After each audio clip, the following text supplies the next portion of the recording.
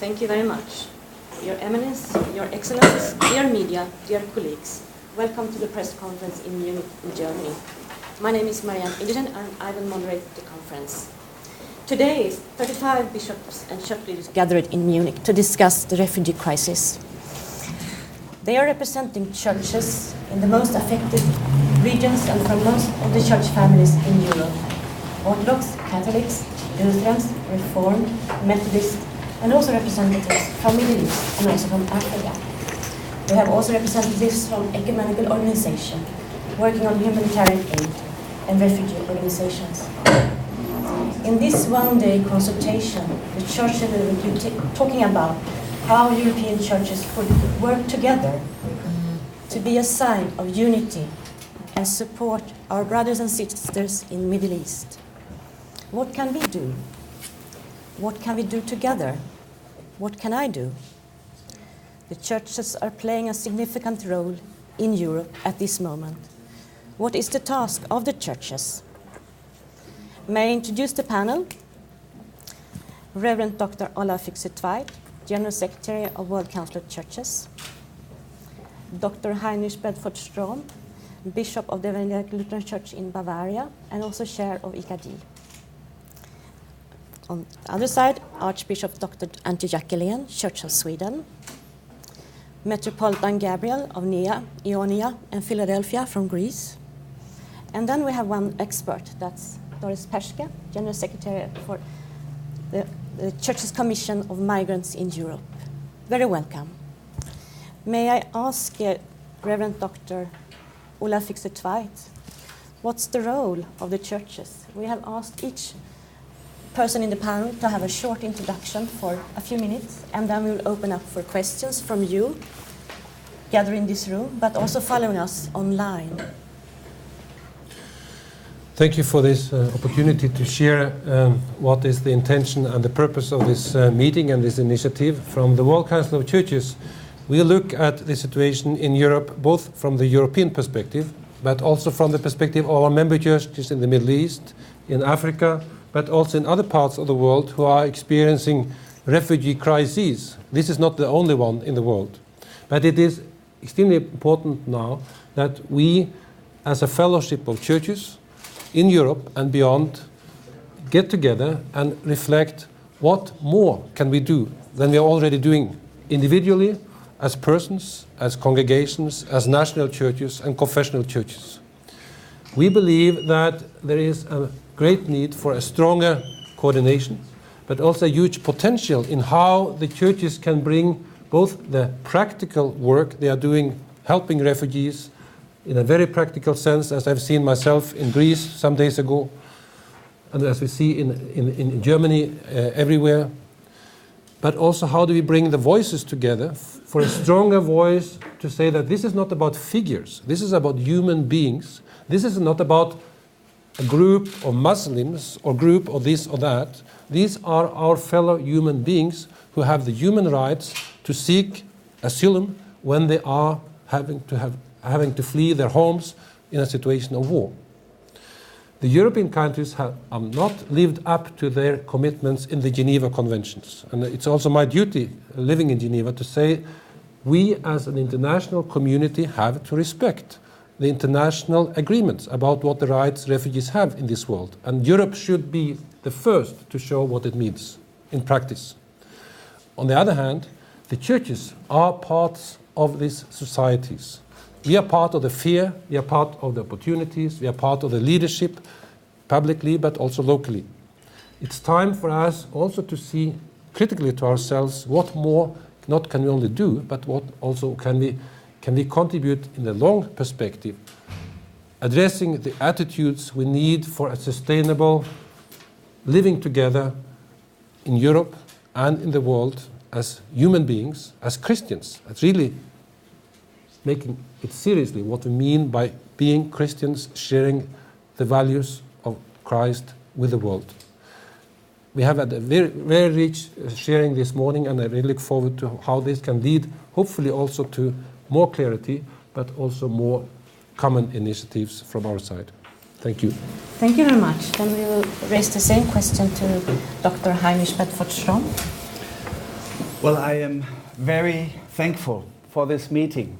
It is a very exceptional opportunity to have such many church leaders from all over Europe and the Middle East together and to hear what they report from their contexts in a very direct way.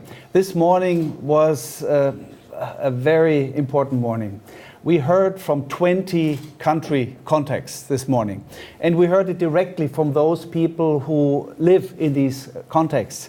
And it was very clear that we as churches are one in trying to help in the immediate circumstances in our own countries, to really show as churches where we come from, that we come from a God who has shown on earth by a human being, Jesus Christ, who has said, I have been a stranger and you have received me. That is our religious basis, our religious motivation as churches. And we also share that not only our individual help as churches must be clear, but we also have a public responsibility as churches. We need to remind our governments of their duty. We need to remind our governments that refugees cannot be pushed from one country to the other, but that refugees deserve to be treated with dignity, because every human being is a child of God, is created in the image of God. So we appeal to all governments of Europe and the Middle East to treat every human being with dignity, to deal with refugees in a way that really shows our roots. If we as a European continent, if we talk about our Christian roots, it must show in concrete politics. So I think we need a coordination of efforts within Europe to really make sure that refugees are treated with dignity. We urgently call the governments to work together to make sure that refugees who are fleeing situations of terror and violence, that they find a safe harbor, that Europe takes its share in the world to really receive refugees with dignity. I also want to say that we need to talk about interfaith dialogue. We need to get in dialogue with each other as religious communities. That was something that was voiced this morning several times. That is one of our tasks as religious communities, as churches, that we encounter the other, also the other with a different religion, so that we can become forces of peace and reconciliation in our own societies. Thank you very much. May I ask Archbishop Dr. Ante Jacqueline, Church of Sweden? Thank you. What should the churches do? Well, what we always do. Analyze, describe, and act in words and deeds.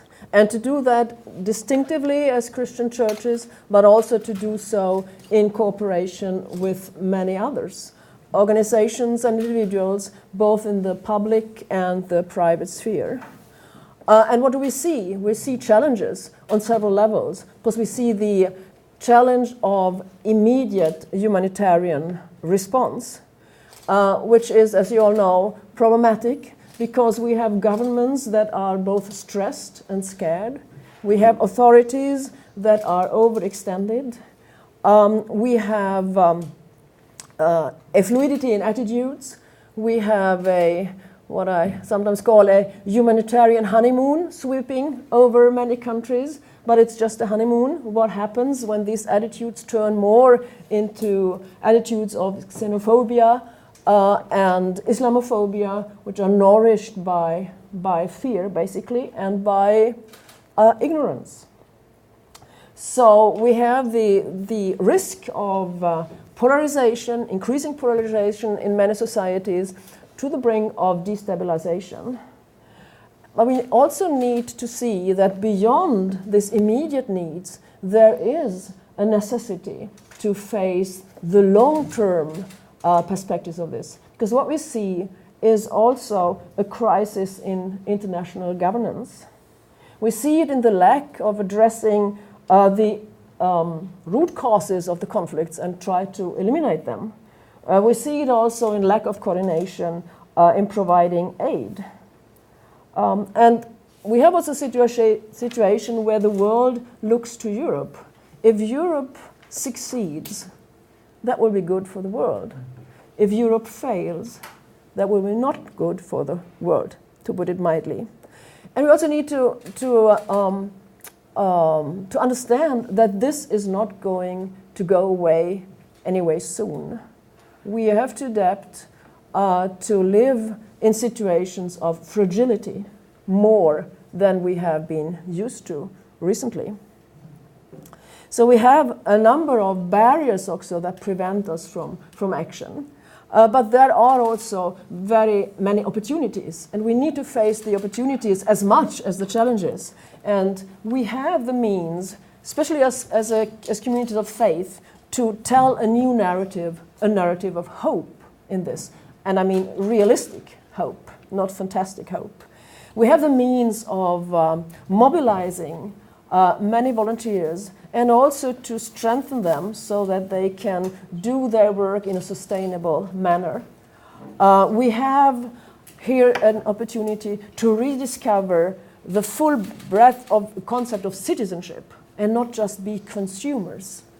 And what does it mean, human rights and all that? And behind all this, and also I would add that we have also here an opportunity to work broadly together with both public and organizations, but also maybe with the business community, with the corporate sector, in addressing and finding innovative solutions, because that's needed. What carries us is, as already said, the theological insight that to be hospitable to the stranger is something that is emphasized again and again in our Christian tradition, in the Bible. Also that all humankind is created in the image of God. That is the idea of human dignity and human rights that cannot be negotiated away. And of course there is central in Christianity baptism. Baptism, which means a bond throughout all nations, and at the same time the vocation to help people in need, no matter what their religion, their ethnicity, their sexual orientation, their gender, and so on. Thank you. Thank you. May I ask the same question to Metropolitan Gabriel? Thank you very much. I'm coming from Orthodox Church of Greece. Greece, as all of you know, and it is in the heart of the problem right now due to this huge refugee crisis. I'm fully aware of what the EU institution is trying to do in order to deal with this kind of problematic situation. But here we came as churches, Christian churches, different Christian denominations from all over Europe, different Christian traditions, but with one common goal, one common base, which is the human person. And the human person for all of us is decent, we have to respect, and there is no question that the important attention that all of us will need to take under very serious consideration towards every human being, every human person, despite color or any other diversity that everyone can really show us today. In Greece, we are a country that we are welcoming the majority of this huge vague of migration right now.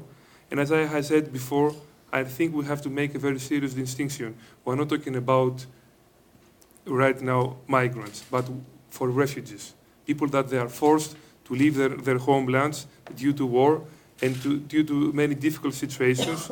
And the response of the churches right now needs to be a very serious response in order to prove to the world widely that solidarity in Europe still exists. The Christian values, which are the fundamental base of European Union right now, still needs to operate and rediscover our principles and values, how to welcome people, how we will help people to be integrated, and how really we have to practice what we believe.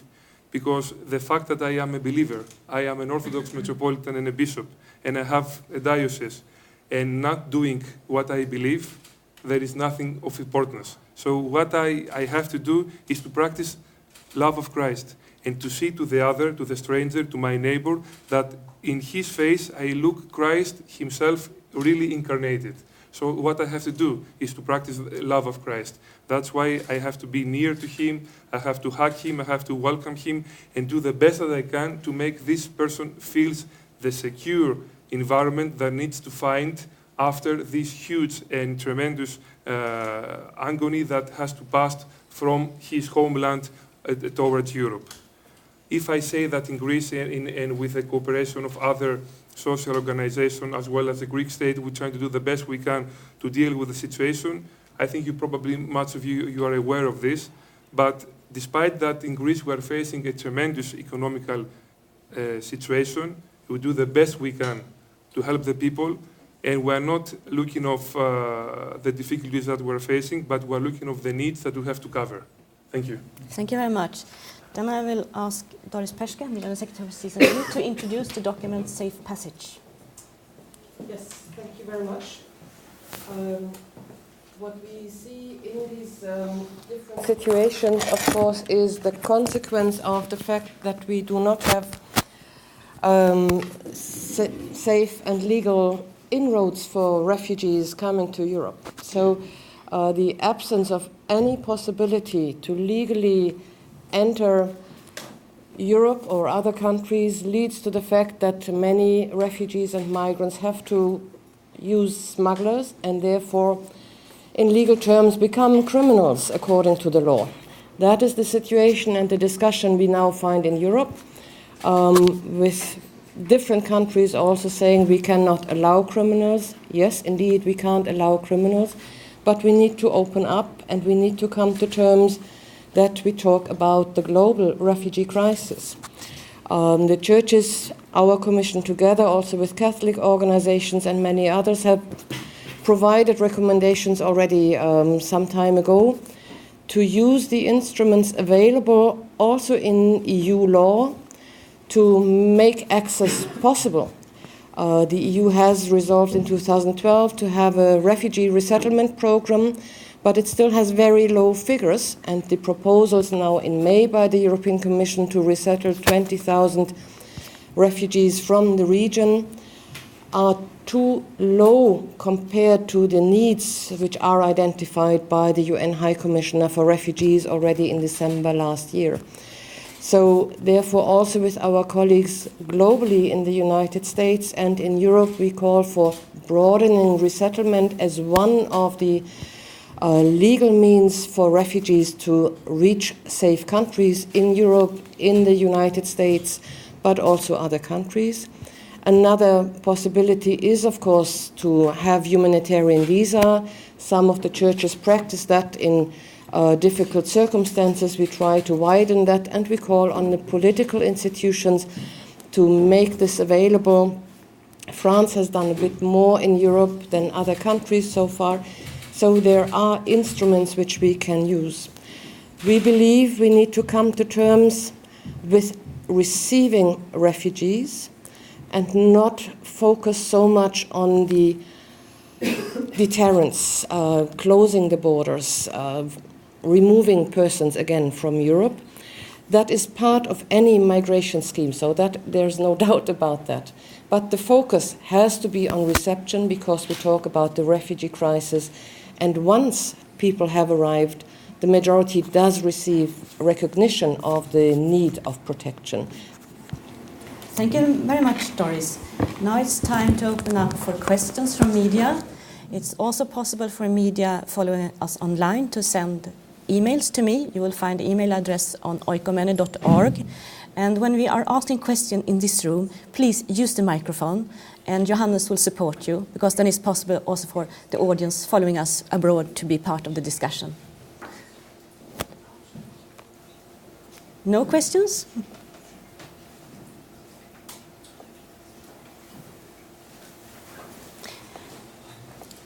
I'll ask my questions later.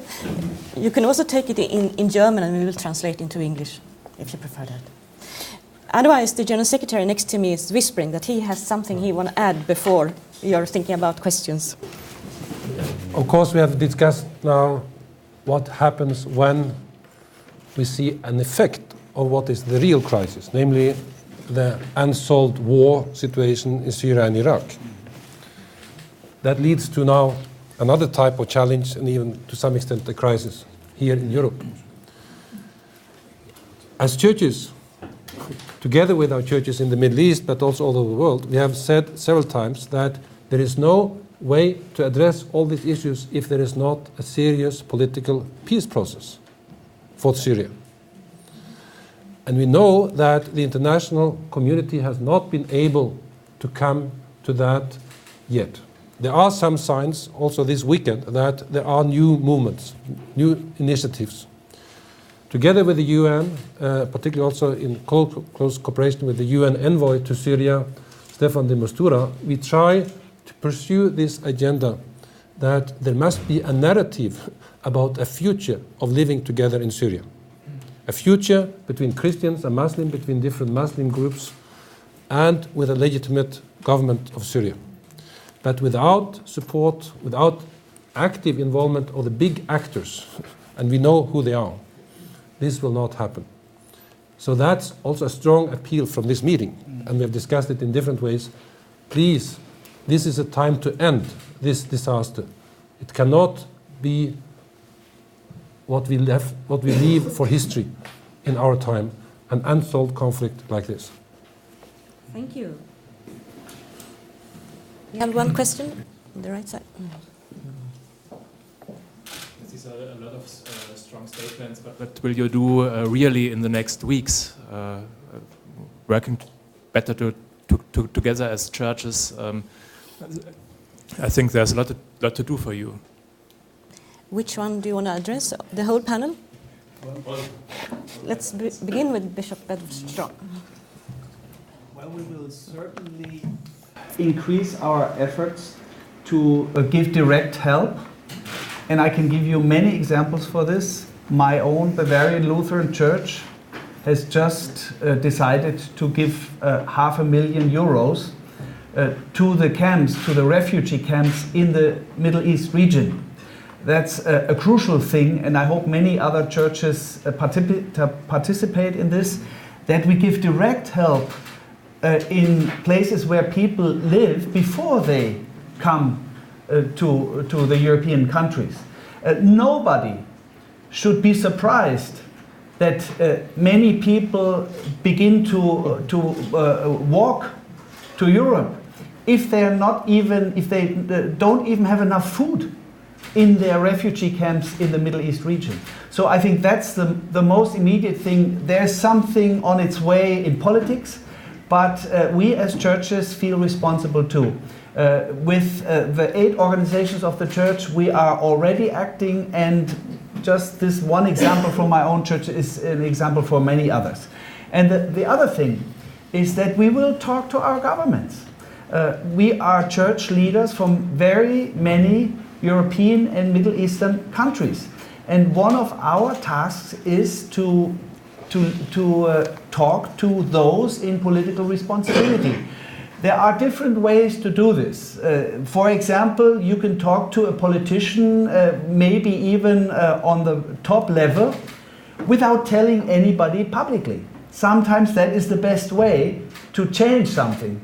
But then there's also a place for public statements and for saying very clearly publicly what we as churches, and in our case in Germany, the Protestant Church, me as the representative of the Protestant Church in Germany, I represent 23 million citizens of Germany. So I think those in power, they are interested in hearing what we as churches come up with, especially because we are a global network, as we can see at this conference, with sensitive messages from very different countries of the world, whom we would like to transport in a certain way back to our own governments. And we will all do that in our own countries. And my hope is that that will make a difference in European politics. Thank you. Could I ask Gabriel and then Archbishop Antioch? As I said before, I think this challenge that we have to be practical give us the opportunity to answer to this question. We practicing day by day what we believe. So, if for example, I'll give you a very small example. In the island of Lesbos, daily, probably 5,000 to 6,000 people are entering to Greece.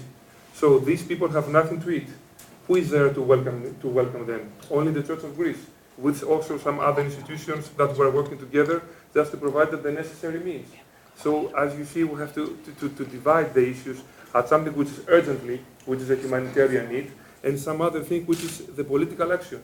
We're not politicians, but we have to urge to the politicians to receive the right decisions. Otherwise, no one can tell us what will be the future of our continent. Thank you, Archbishop Antiakile. Thank you. I'm sorry about the cold. Could I have some water, please? Like we need an opener here. Sorry about that. As the churches in Germany, we also are present along the whole way. I mean, we, through our own work and the work together with our partners, we are in the areas of crisis, but also in the countries along the way the refugees come to us. So that's part of our international work. When it comes to our national work, we have pending a decision of the Synod this month. We will allocate an extra 10 million euros for the work that is done in our parishes throughout the country in supporting people who come. And we also put in place, together with the Red Cross, a training program of psychosocial support for those who are helpers, just to create sustainable ways for help. We also do have a lot of government contacts going on all the way. And they are both ways. We are telling the government what we see and what we think needs to happen, but also the government asking us, what do you see and what do you want us to do, in a way. Advocacy is part of our work continuously, both in the small, up-to-date issues, but also in the long term. Again, as I said before, as communities of faith, of Christian faith, we have both the long memory back and we have the long vision to the future. And I think that enables us in a special way to be both bearers of hope and those who can cultivate hope. Thank you. May I ask the same question to Reverend Dr. Olaf Fixer-Tveit? Visiting many of our churches, both in Europe and outside Europe, I'm always impressed by what the church can do in a very concrete situation locally, like we have examples from here, but also what we can do through our common ecumenical initiatives and organizations. For many of us, our churches are involved in supporting what ACT Alliance is doing to coordinate help, both based on grants from the states, but also particularly from the local communities around the world. It is actually very concrete, but it's also very needed. When we visited the border between Greece and Serbia some days ago, we saw that without the civil society's organization, there would not be anything that could provide the basic needs for these people. My other comment is, I believe we should look at the churches now from a new perspective, also as gaining back the potential role we have, but not as a dominant majority telling everybody what is wrong and what they're doing wrongly, but also to bring new inputs because we have a lot to bring. Both in reflection like we have today, but also just by showing that we are really the global fellowship of churches, a global expression of the one humanity. And this is an enormous resource for how we shall deal with this, not only in the urgent issues of today, but this might be the issues we need to deal with for years ahead. Thank you. Doris, do you want to add something? I would just like to add one aspect to that. The churches have been doing that for quite some time without this being visible. So it's already... Refugees have been arriving in Italy and Greece over the last 2-3 years, and the rest of Europe has not looked at it, just said, well, it's your problem with the Dublin regulation, it's fine, we don't need to deal with it. So what as churches we also do and say is we need to come to terms with European solidarity, a fair sharing of the responsibility, and stop shifting the responsibility on others. That is for us a very important message. We need to take responsibility in the different places around Europe. That's not an easy issue. We may also need to say that we have done wrong in many parts of Europe on that. We have really not taken this responsibility for too many years. But in the churches we also are people of forgiveness, so yes, we make mistakes, but we have new beginnings. So let us try and do that better in the coming year and years, because, as was said, the challenge is not going away by not taking it. Thank you.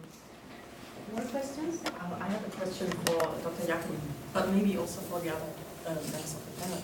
You have been emphasizing in your statement the deep connection between human rights and the Christian tradition. But you have also been saying that, in your opinion, this is a time to recover citizenship instead of seeing ourselves only as consumers. So what can that mean for each and every one of us? Sorry, what? What can that mean for each and every one of us?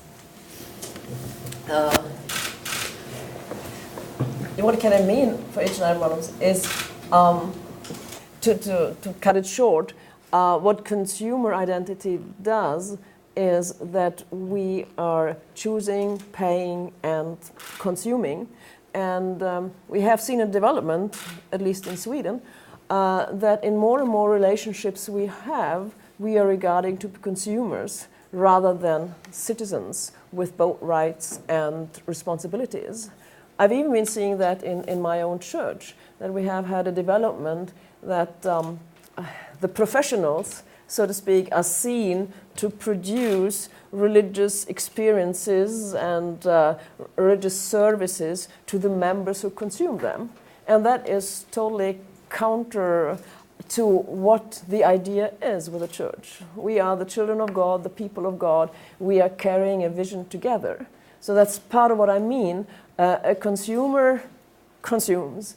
A citizen is bearer of a vision in a different way than a consumer is. A consumer becomes object for market forces. A citizen is a subject for who has rights and responsibilities and acknowledges those rights and responsibilities in others. That would be a short answer to that. Okay, Bishop Heinrich Strong. Well, I want to take up Antje Jackelin's word of the honeymoon of empathy, the honeymoon of help. Everybody who has had a honeymoon knows that a honeymoon does not mean that afterwards it's all gone.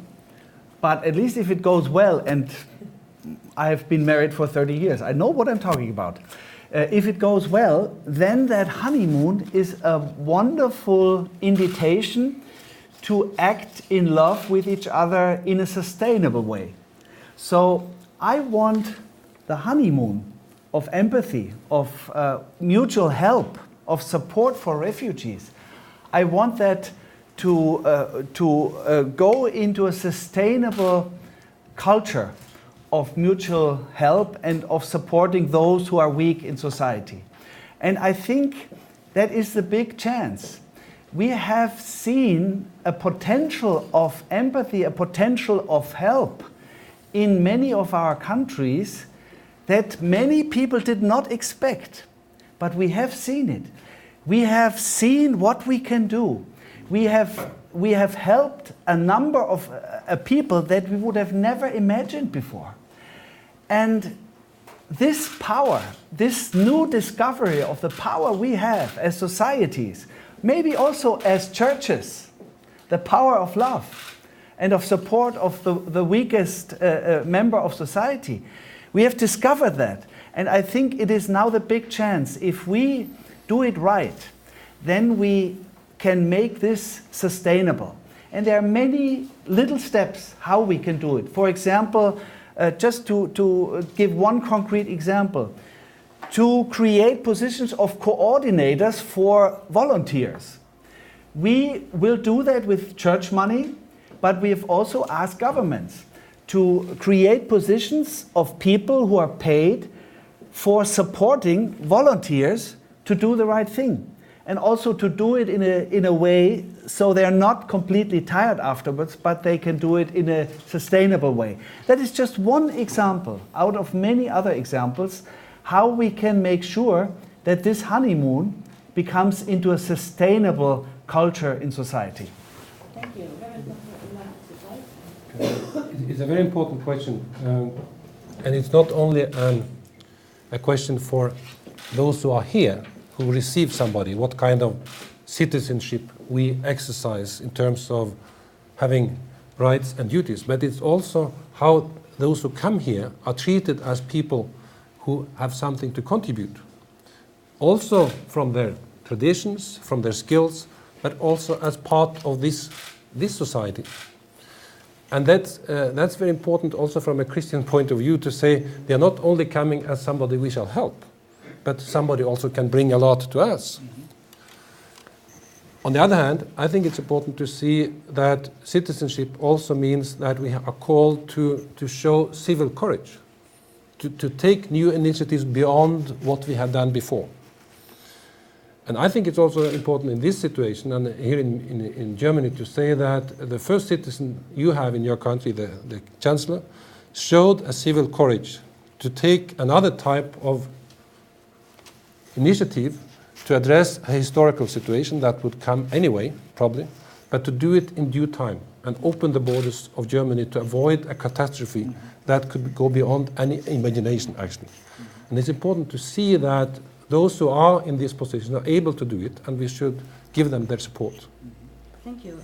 Archbishop Antti. Just to stress once more the importance of us creating enabling and empowering environments for those who come to our countries. And again, there the churches have a specific role. For church environments are one of the few environments where even people from the first day can be participating subjects rather than objects that need resources. And if we can model that more for society, I think we can also change the narrative from only seeing burdens. There are burdens, no doubt there are burdens, but changing the narrative from seeing only burdens to also seeing the gifts and the talents that come to us. Thank you. I think we have another question. We are both citizens and Christians. How transnational do your churches really think? Which one? Well, Bishop Heinrich? Well, I'm just trying to give you an insight into this morning's discussion. We're not revealing individual statements or anything. But what I can say is that there was a great unity in that we are not nationally oriented as churches. That we as a church share this common vision of a community that transcends national borders. And several times it was said critically that there is a tendency of renationalization in Europe. And I think we all agree that we want to counter this renationalization, and that we want to go together as churches towards a Europe that is unified in its solidarity for refugees. And then Europe, some voices have described as an example that can show what a common humanity can mean. A humanity that is oriented towards human rights, towards human dignity. Europe has the chance to show that a society is a more happy, a well-ordered society if it's based on such human dignity commitment and on such human rights. So I think there was a great common vision in that respect. Thank you. Someone else? More questions? Is this the beginning of a series of consultations like this? It's not the beginning because we have been working together, for example, in the forum of the Churches Commission for Migrants in Europe for years, and also in the World Council of Churches we have had initiatives like this on a regular basis. But I'm quite sure that this is not the last discussion we have among church leaders in Europe and beyond addressing this particular situation. This is something we have to deal with together in the coming months and years. And we also are asked by international organizations to facilitate this discussion also on a international level beyond Europe. Are there plans to discuss the microphone, sir. Microphone? Are there plans to discuss the refugee crisis with Islamic leaders?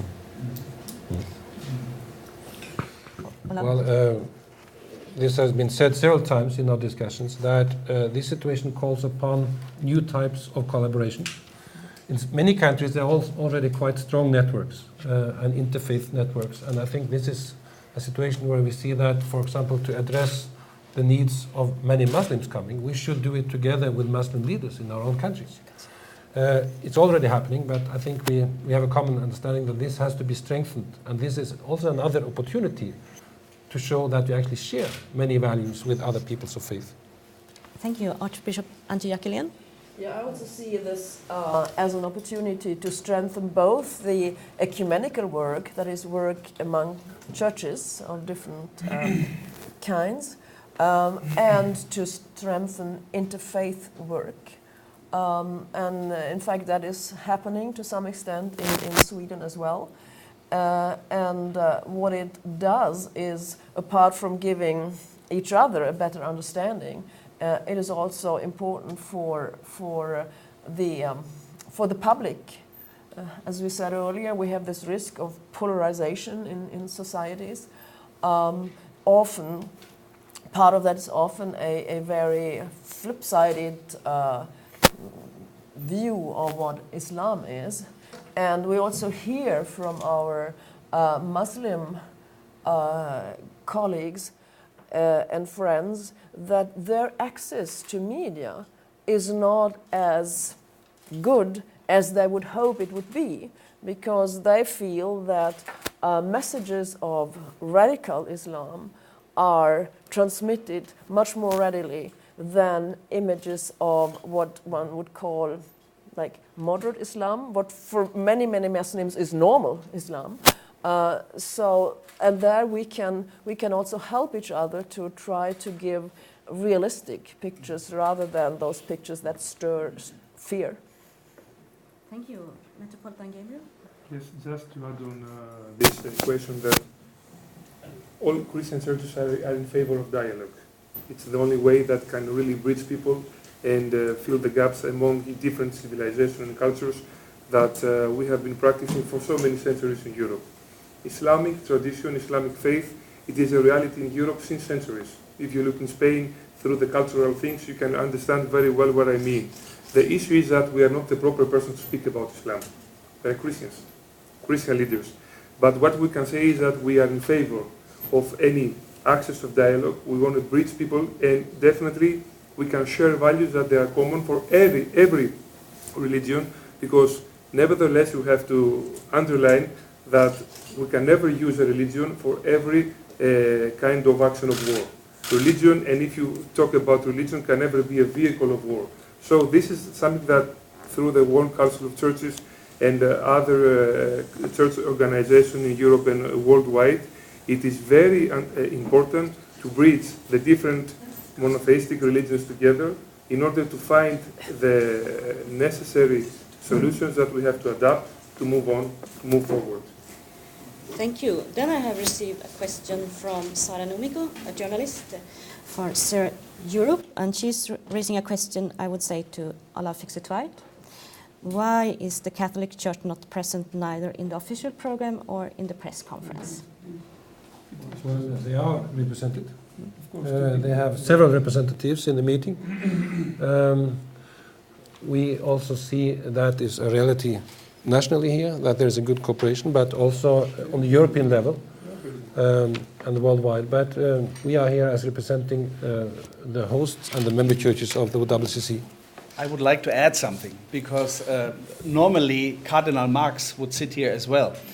Cardinal Marx is the chairman of the German Catholic Bishops' Conference and End of the European. End of the European Bishops' Conference, and that is exactly why he is not here, because he would have loved to come, but he is leading the meeting of the European Bishops' Conference. So I think that is a good reason not to participate here. He would have been here, and I'm very happy that in all our public statements on this question, we're completely in unity, and I'm very thankful for that. So whoever asked the question, I want to give the message that we are in complete ecumenical unity around this issue. Thank you very much. Do we have a final question from the audience in the room? Or could we finalize the official part of the press conference? I'm very grateful to the panel that you have been able to be with us for almost 50 minutes, and now it's open for interviews. So feel free to talk to me or Johannes or Michael. Thank you very much.